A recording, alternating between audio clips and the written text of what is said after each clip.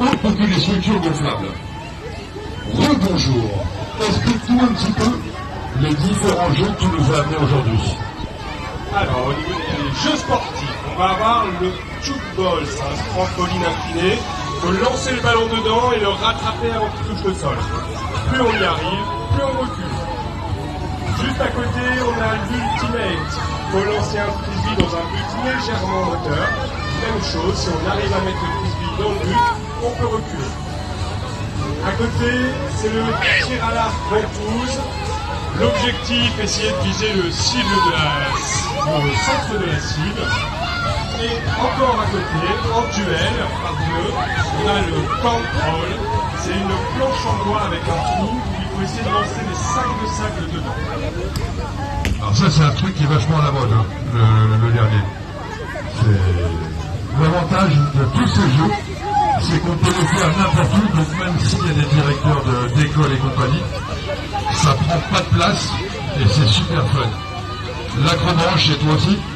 Oui, l'acrobranche, donc c'est une structure en hauteur où il va falloir essayer de se déplacer sur différents éléments instables et tout ça en étant accroché avec un bon débit. Sensation assurée. Et juste en face de l'acrobranche, on a la slackline.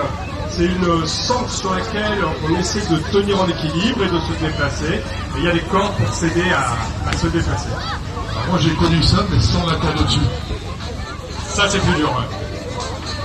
Donc je disais, gros avantage, c'est que l'ensemble de ces jeux ne prennent quasiment pas de place. Donc on peut les retrouver dans une cour de récréation pour les écoles, on peut les retrouver. Tu te déplaces partout, forcément, je sais que tu viens de Lille. Exactement, nous on travaille pour la Fédération sportive et culturelle de France et on met en place ces activités de sport innovantes dans toute la région de Hauts-de-France. Autant pour les écoles que pour les centres aérés, que pour des événements publics. C'est accessible à tous, des plus jeunes comme aux plus âgés. C'est très ludique et donc du coup ça fonctionne assez bien. Alors moi j'ai connu ça il y a quelques années et maintenant j'ai vu qu'ils en faisaient des variantes. J'ai vu qu'on s'en servait aussi au tennis. Oui, ça peut être utilisé dans plein de sports différents. En fait, le principe, c'est de pouvoir jouer avec un rebond sans avoir forcément un partenaire et donc, du coup de pouvoir pratiquer facilement. Et c'est vrai que pour les petits avec la motricité, c'est super. Félicitations pour tout ce que vous faites. Et je te dis à tout à l'heure.